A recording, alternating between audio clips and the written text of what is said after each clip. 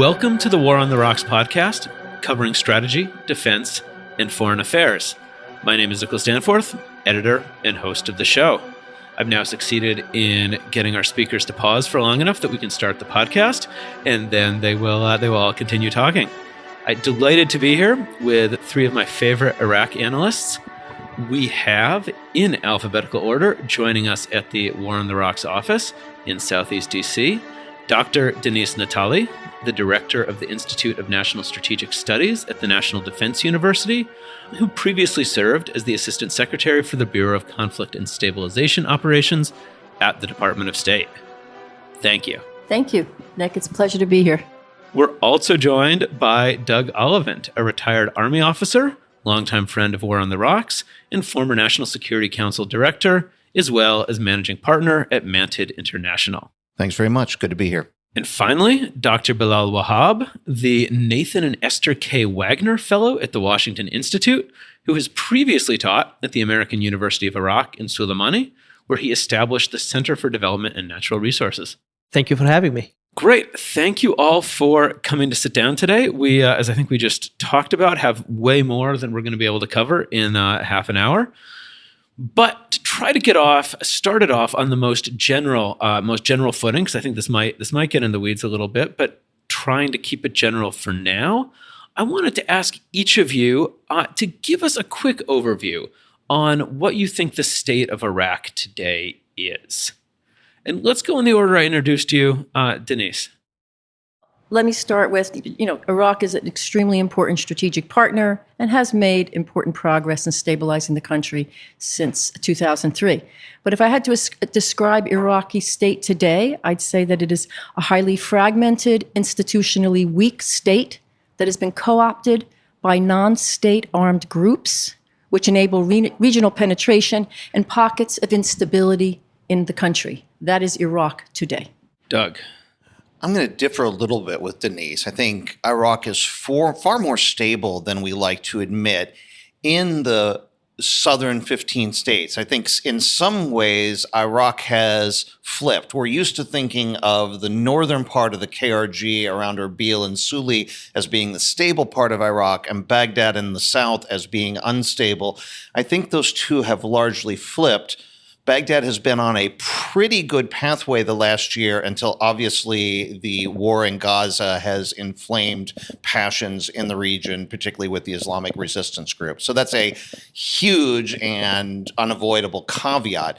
Short of that, Baghdad was doing pretty well prior to October 7th. I'm actually adding to what my colleague said by pointing out that at least the conversation in Washington is one of, the United States invested so much blood and treasure in this country, but the country is still troubled. It's like contested ground with Iran. Iraq is never in the headlines for the right reasons. It's always the wrong reasons. So do we invest more to stabilize it? Or is it too much of a sunk cost and we need to cut our losses and leave? In the past, I think the United States has tried both. And it's a mixed record. In 2011, the United States left and had to go back in 2014 to fight ISIS. And right now, I think the politics doesn't allow for such a big decision to be made by Washington. We have the withdrawal from Afghanistan being fresh on the minds. So I'm just seeing more of a muddle through rather than a rupture in the relationship. But ultimately, there is an Iraq fatigue, maybe even a KRG fatigue. And I'm not certain, given Washington's mood, what trajectory the Washington approach toward Iraq is going.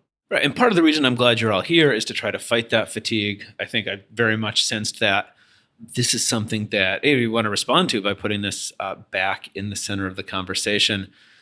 As Doug, you said, so much of this now is happening in the aftermath of October 7th, Baghdad, again, being in the news for the wrong reasons, assassination of a Kataib Hezbollah leader just last week. Let's start by talking about how all of this is playing out in Iraq. Well, again, I want to talk about what Baghdad was like on October 6th. We'd had an incredibly good year, a stable government under a highly respected prime minister, really highly respected on all sides. Baghdad was finally doing what their friends had been cajoling them unsuccessfully to do since about 2017, fixing electricity, fixing the gas fields, fixing the water, bringing in all these new infrastructure projects and making some steps towards making the state functional again and showing their young people that they cared enough to do some development. Now, that obviously all flipped on October 7th, where you have at least two major factions of the Islamic resistance that decided it was in their interest that for their own internal reasons, they had to show solidarity with at least the Palestinian cause, if not necessarily Hamas. And because the United States is obviously supporting Israel in that conflict, take on the United States as fair targets, as complicit in their eyes in those attacks. And I would say, oh, and by the way, I have to make a disclaimer that these are my views, so they don't represent the government or the Department of Defense. I don't think it just was a switch that happened from the October 6th to October 7th. And Doug makes very good points. But this is still a country that was unable to resolve on the 6th, on the 5th, key issues with the Kurdistan regional government. Budgets haven't been paid. Salaries haven't been paid. Iranian-backed militias, not entirely, but largely, have co-opted the country and control key sectors of the economy and society. It was it last year that the Swedish embassy was attacked and run down? And, so these types of things that are still part of the institutional structure of the state, I think Doug is right. The prime minister is highly respected, doing the best that he can. But, the killing of the KH leader, which, by the way, was, a response to the over hundreds of attacks against U.S. personnel and U.S. facilities in the effort to degrade those Iranian-backed militias that are attacking U.S. assets. So this was a response. I wouldn't be surprised if we have more as if these attacks occur against our people. But again, I don't think that this came out of nowhere. This is still a very fragile state, that something like an attack that's happening in Gaza, and there is a very, very strong support for Palestinian cause on the streets of Iraq. So there's a lot of fragility here, and that's where this killing is also emerged from. Look, the power and authority in Iraq is contested. There is an Iraq that wears suit and tie, and there is an Iraq that wears a fatigue and an AK-47, and they both claim to be the true spokespeople for Iraq. One of them has the legitimacy of elections. That's the prime minister and the elected government. But then you have these militias who claim the legitimacy of having fought ISIS. And they also have the, ideological affinity and the Iranian support that gives them, a sway and a say in the Iraqi affairs. So you have an Iraqi government, for instance, that, yes, Washington, deals with, interacts with, wants to support, at times wants to even empower. But when these militias, and it's not like Iraq has, 2-3 dozen militia groups, but as Doug said, two of them have chosen to be the tip of the spear and run this campaign against the U.S. military personnel that they were okay with, before October 7th, and now they're not. And that doesn't surprise me that these two groups, see it as an opportunity to be fighting the Americans. There is street cred to be gained as being the defenders of the Palestinians. Maybe there is kind of a competition within the militia dynamics because unlike Lebanon and even Yemen, you don't have one single group that is, let's say, even if you count Iran's proxies, it's not just one group that Iran says jump and they say how high. These are multiple groups. They have different interests. There's a splinter group. There's competition within them. And maybe a group like Kataib Hezbollah sees, not to get too much into the weeds, but they see as an opportunity. They're doing what Asaib Ahl al-Haq, another designated group, was doing 5 years ago. But now Asaib is, sort of co-opted by the state because they have a seat at the table. They're not fighting, and they're actually making a killing out of power, government, and money. So maybe Kataib wants to be what Asaib is in 5 years. However, what surprises me is that while only two groups are shooting at the Americans, the body politics, the Iraqi government, the opposition, even the Sunni groups and the Kurdish groups, and even the prime minister have been not very effective at curbing those 180, 150 plus attacks that these two groups have been carrying out. And this is where I go back to the issue of contested authority and selective sovereignty, because sovereignty is you protect the Americans. And when you do that, then, when Turkey or Iran or the US comes and attacks you, you have the right to shout foul. We have several of our speakers are waiting so eagerly to jump in here. It's hard to decide who should jump in first. Doug, you. It's important that Bilal said two groups are shooting, and I'm glad you jumped in at the end. I mean, Asab al-Haq is the dog that's not barking in this equation. Denise was essentially saying, and I'm going to put words in your mouth, that the militias have been absorbing the state. I think the opposite is the case. Here we have the state that is absorbing the militias, changing their calculus, making it more attractive for them to be inside the state. Now, I'm not delusional. They want to be inside the state because there's more money and power and other things to be had inside the state. But that's the whole point. You want to bring groups inside the state so that conflicts are resolved inside the state by political means rather than by violence. And then, yes, you're right. The government can't stop these attacks. I was the G5 of M&D Baghdad in 2007. I had tens of thousands of soldiers working for the command I was there with. I couldn't stop the attacks from happening either. So I'm slightly sympathetic to the government's dilemma. Yeah, I don't want to be the naysayer here, because Iraq has made, I started with important progress. But this is more than contested authority. These are hybrid actors who have, by the way, the trends are not that they're decreasing in authority. They have a budget now, since 2022, over $2 billion from the Iraqi government. Their numbers are increasing. They are acting inside the state and outside the state. That's why we call them hybrid actors. So I really want, again, I go back to this, even if the prime minister and all of these well-intentioned people want to have, we want the United States to stay and whatever, these non-state armed group, these militia groups have co-opted the state. They're in the parliament. They're attacking the Kurdistan regional government. Not everywhere. Of course, there are parts of Iraq today. We know Baghdad is calm. But these trends are not reversing. The trends are increasing. These militia groups have been hyper-fragmented to the point where you now have minority groups who have militias as well. So this is where Iraq is today, and we have to just kind of face the facts and say, how now do we reconfigure our assumptions, how we deal with a state that's hyper-fragmented, and it's not the state that it was in 2003. So now, as I understand, the decision about the future of U.S. forces in Iraq is going to be taken by the people in suits, the formal government.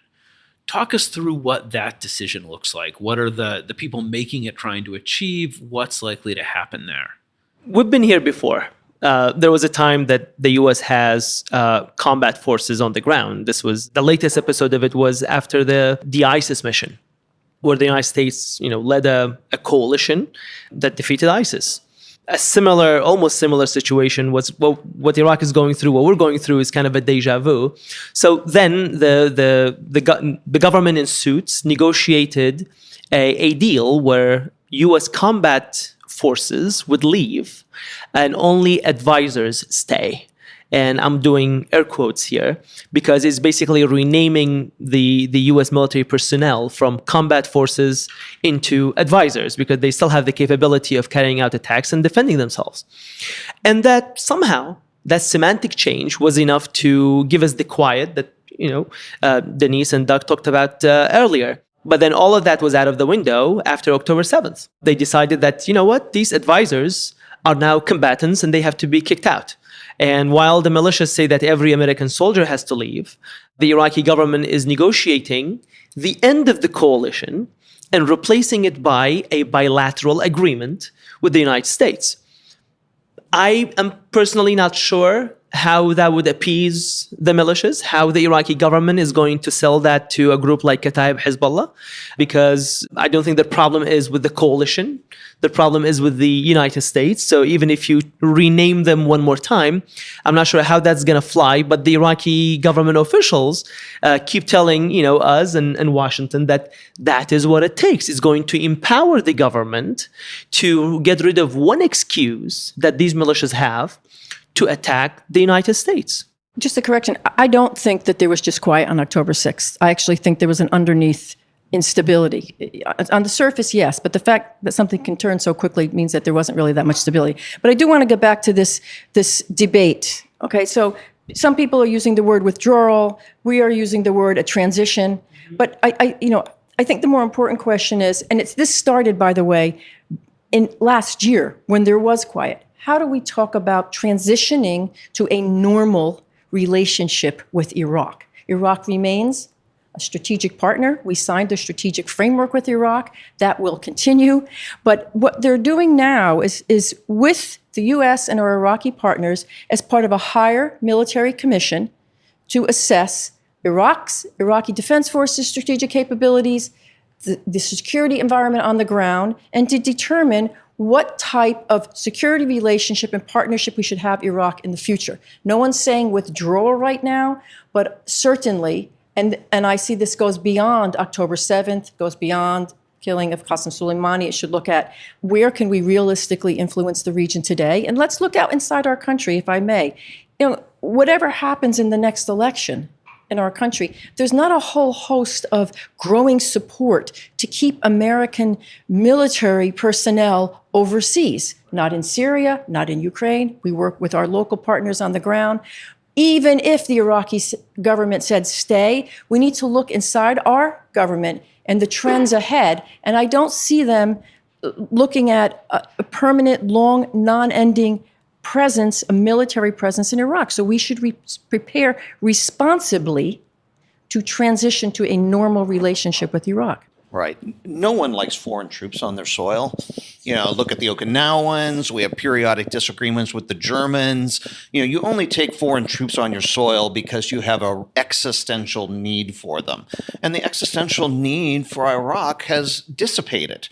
So I don't think there's really a huge constituency on either side of the ocean, except in the Pentagon, to keep this force here in any substantial way. Now, does that mean there won't be like U.S. Special Forces advisors to the Iraqi Special Forces? Sure, I think everybody likes that, and we have that with, only God knows how many countries around the world. So that's not a particularly exceptional violation of sovereignty, and I think everyone's fine with that. And maybe some MOD advisors and so on and so forth. But I do think that the coalition as we know it, there are just too many pressures for it to remain, that it needs to leave. And I don't think the residual U.S. force that is renegotiated is going to look very much like it. If I can just jump in, though, I wouldn't agree that it's the Pentagon that wants to stay. We are in Iraq at the request of the Iraqi government, at the request of the Iraqi government. And there is a recognition, and the Secretary of Defense has started these negotiations or talks with counterparts in Iraq about how to make this transition. And, again, we have this type of relationship with other countries as well. If the Iraqi government does not want the United States to stay, the United States is not going to be in Iraq. But we also have to look at our national security interests and whether this is viable to maintain our troops on the ground in the long term. I don't disagree. I think both governments are pushing back against their own domestic constituents here. It's not just the Pentagon. It's some factions in Baghdad as well. Look, I agree that we have to count in Baghdad's politics. It's a very complex place. I mean, there's a debate. You heard the version of it here. There's a debate in Washington as to whether Iraq has been captured or controlled by militias. I am in the camp that it's an arena for influence. I think Iran plays the influence game, and I think Washington should be in the influence game. However, it's a thin relationship. This U.S.-Iraq relationship is a thin relationship. It's primarily a security relationship. You don't see a ton of foreign direct investment going either way. The energy relationship has actually thinned. The cultural relationship is quite weak. So if the security component of it is out, then I don't think there is much of a relationship that's left. I think Washington has more or less divested from Iraq. Our wants have been lowered. Our expectations have been lowered. Iraq is not a top priority. Even in the current conflict, what goes on in the Red Sea is a lot more much riskier than what goes on in Iraq. But also the Abraham Accord is a greater opportunity than Iraq being normal. So Iraq is kind of really losing ground in where it is. And the U.S. may not be doing much and not very effective. And that's in part because the internal dynamics that I just outlined. Another is the pressures from Iran. But I think despite whatever criticism we have of the US presence not doing enough, once the US leaves, that is when Iraq will be lost to Iran. As long as the US is there, I think that's still a contested area for influence. Can I just jump in? I don't think it's just Iraq. I mean, the Middle East is not a priority for this government anymore. So it's not just an Iraq issue.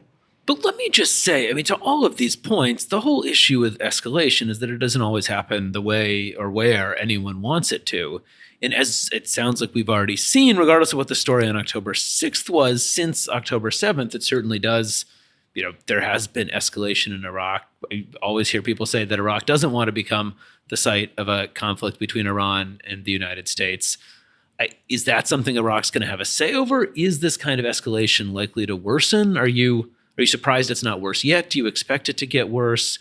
That all depends, right? I mean, there's the concern about Hezbollah. I mean, you're talking about the Israel-Hamas war and the spillover, or are you talking about attacks by the Iranian-backed militias in Iraq against U.S. forces?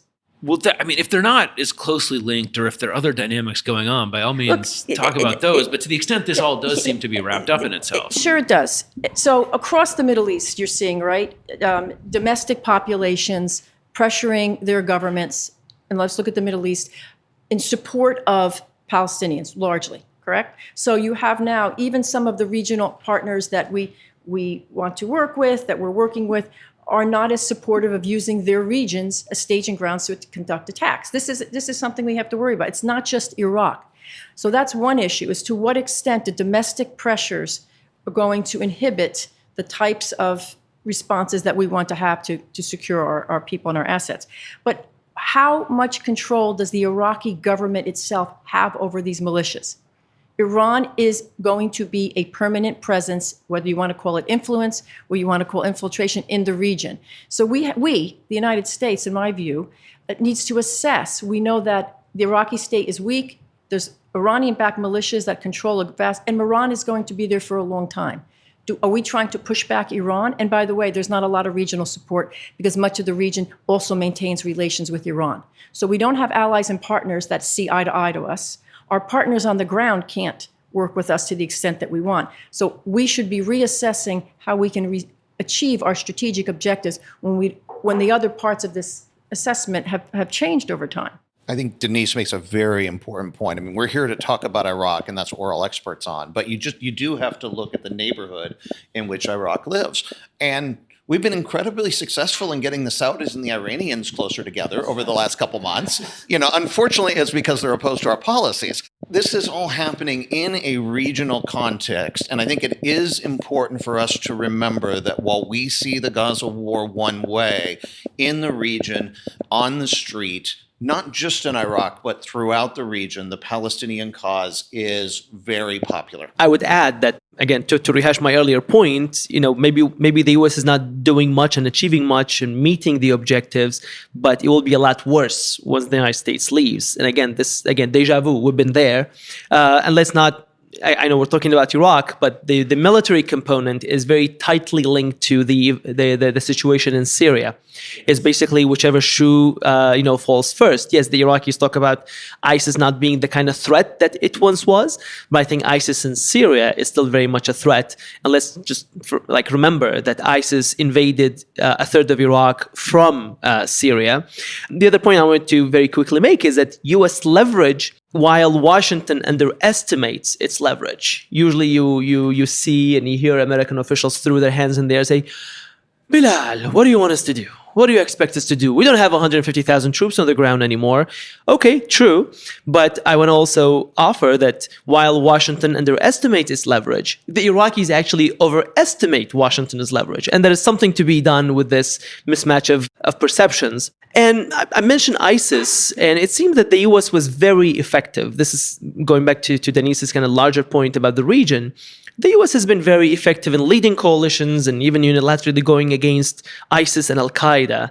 But we are yet to see a comprehensive strategy against Iran's arms and militias and proxy network in the region. I think the United States is still playing a whack-a-mole, and as long as such a strategy is absent, we're not going to get a lot of traction, not only from Baghdad, but also from capitals like Riyadh, Abu Dhabi, and farther. Let me loop back to this. I think you're absolutely right. ISIS in Syria is still a threat, or at least a very potential threat. I think the Iraqi response to that would be, yeah, that's why we're paying the militias $2 billion, so that they're there to make sure that that doesn't happen to us again, because the MOD that you set up collapsed last time, so we're never going to put all our chips on that one again. And that's why we have this $2 billion Hashid ministry to ensure against that happening ever again. Yeah, that's a great point, Doug, and I'd like to build on that. We like to think that, we do have an important security presence, but that these partners on the ground, who we've trained well, by the way, can't fight if we go. So once we go, those SDF or PYD, and I don't want to jump to Syria, they can't. They've been fighting for 45 years. Of course, they're going to continue to fight. Can we still continue to do other things to support our partners on the ground? Sure. But I think that the forces on the ground will find other partners, as Doug said. But I want to be really blunt as we talk about what kind of relationship or how we look at our engagement. Let's be frank. If November comes, and I'm not going to make point predictions, and I don't want to get into politics, but if there's a change of administration, you better believe that we're, and it's not just a change of administration.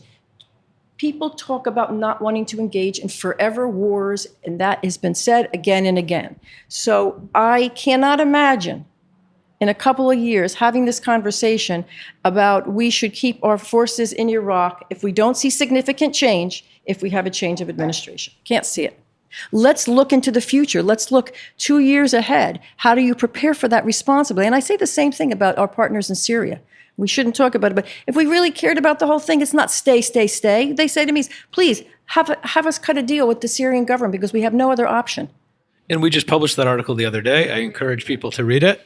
But let me ask you the question that I asked the author of that article and pushed him to discuss in the piece. What does that actually mean in concrete terms? Knowing the uncertainty of the U.S. domestic political scene, knowing where U.S. domestic politics stand involved vis-a-vis foreign troop presences, what do we actually do right now to try to put things on the best footing in the face of this uncertainty? We are doing a lot of very good things. Our diplomats, our humanitarian assistance to Iraq is extremely significant. But to continue with Iraq's regional integration, okay, that was a very, very important effort that has been made as part of the strategic dialogue. It continues, and the more that Iraq can integrate, and by the way, this integration is not let's create an Arab alliance against Iran, because that is dug into it. That's not what this is about. But this will help Iraq move away from its isolation. Can't do that much in Syria right now. But second point, the other regional actors and states will have to and are stepping in and taking their own initiatives. There's normalization with Syria. We can't do it. But the Syrian SDF and Arab populations that are part of that know that there aren't 36 solutions. There's one, that they have to remain part of the Syrian state. So we can work with our partners, but encourage regional integration, and of course, the other types of commercial and economic activities that can go along with that.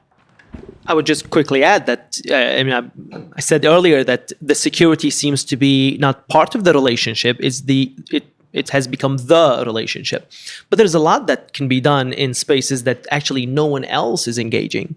I would mention banking reform. I think there was a lot of progress on connecting Iraqi banking sector to the global banking sector and staying away from cash, which has all kind of positive ramifications for the private sector, for anti-corruption, and that's where only the U.S. has leverage because the United States protects Iraq's oil revenues. I would focus on the cultural side. Iraq has American universities, and the kind of money that Washington. Yes, it's good that Washington allocates money for that, but I think that's one area where you get the most bang for a little buck, and that's one area of investment that the United States can actually do a lot more. And Washington is signaling and setting the the standard for Iraq still matters. As I said, the United States leverage, Iraqis still see Washington as more important than Washington sees itself. So when Washington, for example, says, we expect elections on time and we expect credible elections, and then goes and puts its money where its mouth is by, supporting the United Nations, that is very significant. When the KRG's elections are delayed and Washington says, why? The KRG takes note. Federalism is taken a backstage by, there being a lot of attack on the KRG, weakening the power of the local governments. And I think the Iraqis are taking measures to have local elections. And so that's kind of signaling we shouldn't give up on U.S. ability to still hold the Iraqis to account, to a set of standards that are not just things that Washington says, but that actually enshrined in the Constitution that the U.S. helped write. I think Bilal makes the key point. So long as the relationship between the United States and Iraq is one-dimensional, it's going to be fragile. We have a very fragile relationship with a fragile state, a state that is still recovering from authoritarian rule 20 odd years later. It is hardly shocking that any of these things are happening. If we read the literature on transition from authoritarian rule, it's going to read very much like the last 20 years in Iraq. Now, we're remarkably already out of time. I began by asking you all to give a quick overview of the state of Iraq today. Unfair final question, but one I'm going to insist on. What do you think 5 years from now is going to be your overview of the state of Iraq? All things remaining the same, Iraq will be weak. It will be continue to have a militia presence. There will be some kind of degree of, more or less Iranian influence, but Iran will still have a continued strong influence in Iraq. And I will say that the country is still embedded with deep corruption. Relationships between the Kurdistan regional government and the Iraqi government, now we're talking about over 25 years, will fluctuate between areas of contention and areas of compromise, but the Kurds will, have this ongoing disagreement about how much money they should have in oil and that kind of thing. Many of these things continue that have gone on for the last 10 years or 20 years. They're still continuing today. So that's where I see it. Unless there's any major direct engagement with the country or some kind of, ongoing intervention. I'm a little more positive than Denise on what will happen in the south and federal Iraq. To me, the key variable is how fast does the KRG continue to spiral downward? How quickly, how much further do the understandings between the two political parties continue to break down? How much does what little integration in the government that has happened further break down? Do the very latent tensions between the two major parties break out more openly? Do the whisperings about the breakup of the KRI turn into a more open conversation? To me, it's the questions about what happens in the northern 3 or 4, depending on how we count, provinces. That is the determinant of where Iraq will be in 5 years. Bilal, turning to you for the final word. On the KRG, I would say that it is Washington's strongest ally, but it's an ally that is cornered, that's being weakened by multiple pressures, not only from Baghdad, but also from Ankara's drones and Iran's ballistic missiles. But I mentioned Iraq fatigue, but there is also kind of a KRG fatigue for the reasons that Doug mentioned earlier, that the Iraqi Kurds, the Kurdish leadership has scored so many own goals that Washington is kind of getting fed up. I mean, Washington still pays the salary of parts of the Peshmerga in the hope for reform. Elections are not held on time. The State Department human rights reports, criticizes the KRG.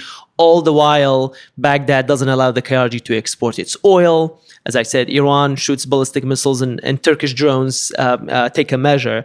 But this is all in the context of federalism, which was the idea of not allowing one group to dominate the others, to repeat itself. I think that, as I said, militias will be Iraq's biggest challenge. Now they have a leg in government and a leg out, as Denise said earlier. So they have that level of legitimacy. And we're witnessing how the Iraqi government cannot stop them, cannot say no to them. I think another challenge that Iraq faces is the climate change. And that's a huge domestic issue, especially for a younger generation, which is my positive prediction, is that I think we should keep an eye on Iraqi youth. They toppled a government in 2019 because it got too close to Iran and too corrupt. And that's a variable that I think Washington should not ignore. Because the government has become an unreliable source of income, the private sector actually is emerging. So that's kind of a crisis not being put to waste. The role of private sector as the engine of the economy, I think, has an opportunity. And that's one place where Iran doesn't really have much of an answer to the Iraqi youth, but I think Washington does. All right. Thank you. That is a positive note to end on. Thank you all once again for joining us.